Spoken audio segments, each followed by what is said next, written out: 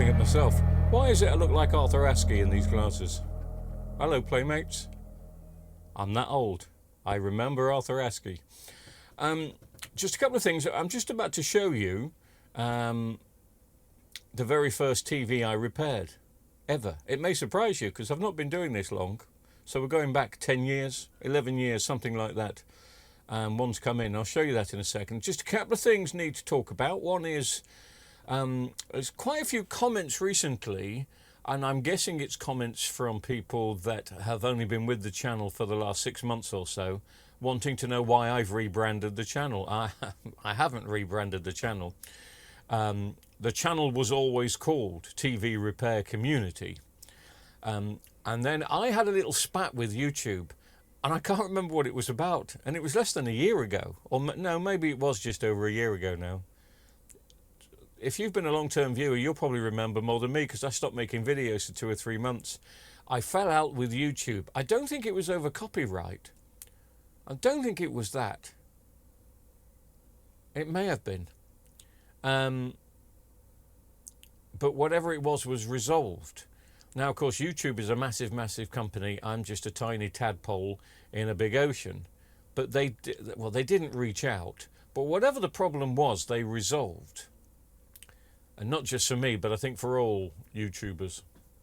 Anyway, so while I was throwing my toys out the pram, I put the TV Repair channel or TV Repair Community name back to my personal name and never really changed it back. And then I suddenly realised about a month ago, ooh, I preferred it when it was called the TV Repair Community, so I'll change it back. So I think most of you understand that. When we launched the channel about 7 or 8 years ago, it was called the TV Repair Community. So I've not rebranded. I've just gone back to the original brand that it should have been. Does that make sense? Are you listening to Arthur Askey here? Why have I suddenly realised today that these glasses make me look like Arthur Askey?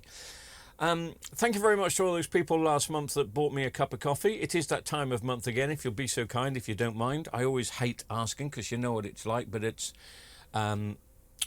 really helped the channel. I think the first month, so 2 months ago we got £75. We got £130 last month. This is by people donating, you know, just a couple of quid here, a fiver there, or whatever you can afford to buy me a cup of coffee. You can do it by PayPal. You can do it by YouTube Super Thanks. I don't really know how that works, but whatever's best for you. My PayPal address will be on screen now. So thank you. It is quite important. It does keep the channel going. I was thinking only this morning or yesterday that if I hadn't have started this, that maybe I would have been looking at not stopping the channel, but maybe just doing one video a month, something like that. But at the moment I am keeping it going because it's the YouTube side of it which is not making profit. The TV repair side is fine, but keeping up to date with the equipment is always an issue. But anyway, yes, so thank you. If you want to buy the channel a cup of coffee, or me a cup of coffee, or her a cup of coffee. What's that? Oh, sorry, we have disturbed you. Woke her up. I do appreciate it. So the PayPal address on screen, if you'll be so kind. Thank you very much for all those people that have supported me. Well, for all those people that have been watching the channel while it's been going for the last 8 years. I don't keep a tabs on things, but I think we've got over 20,000 subscribers now, which is always nice. But as my dear old chum Sorin always says, and he's absolutely right, having lots more subscribers doesn't mean anything. It's actually the people that watch the videos at the time. So the regular, 2,000 to 5,000 people that watch the videos religiously. That's the most important thing, and keeping the content up for them, because there are some YouTubers. Dave, who's in America, has got a great channel. He does a lot of video repairs. 12-volt vids. I mean, he's got something like 300 subscribers, but only has the same amount of views unless he's doing something special. So it's not about the subscribers. I don't go hunting for subscribers. I think the channel was almost perfect when I had 5,000 subscribers, and we were getting 2,000 to 3,000 watches. Now it's what, 20,000 subscribers, and you know, we've gone up a little bit, depending on the video, of course, depending on if it tickles you or not. Well, does this tickle you? Here's the question. What was the very first TV I repaired? It may surprise you. We'll cross over to the other unit because there's one down there. There.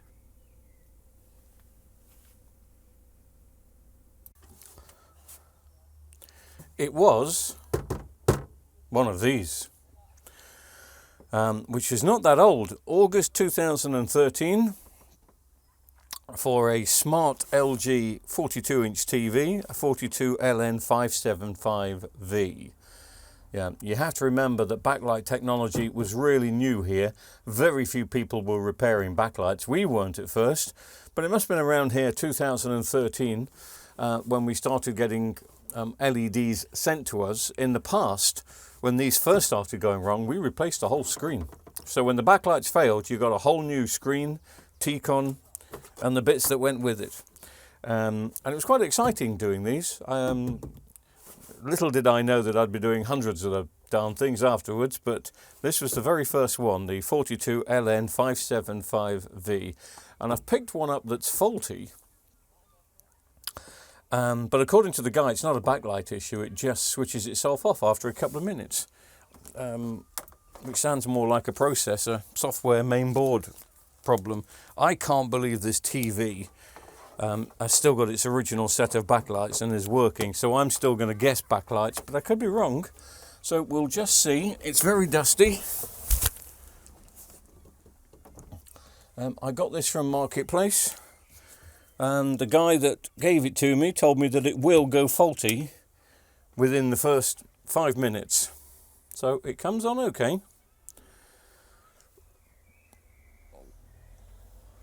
And then he says after a couple of minutes, and I've got a remote control for it here. Looks like he's had a replacement remote control.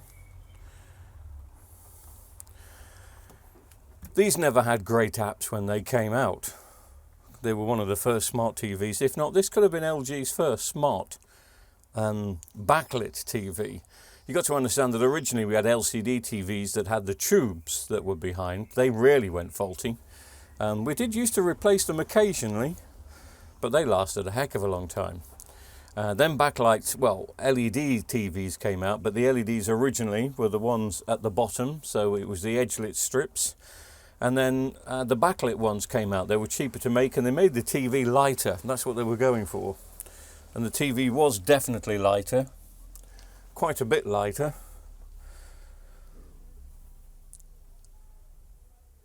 But the backlights really didn't last very long.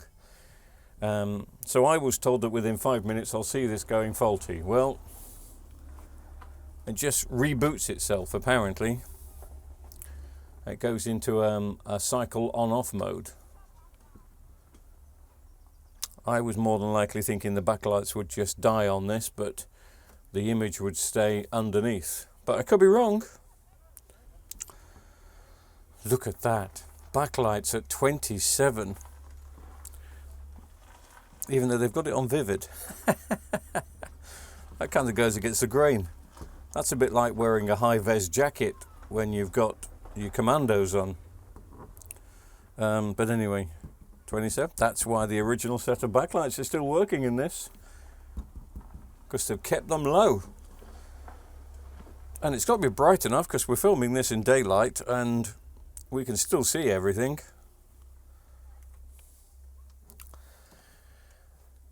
But I don't think this is going to go off. It could be connected to, maybe he had something plugged into the HDMI. It could be that.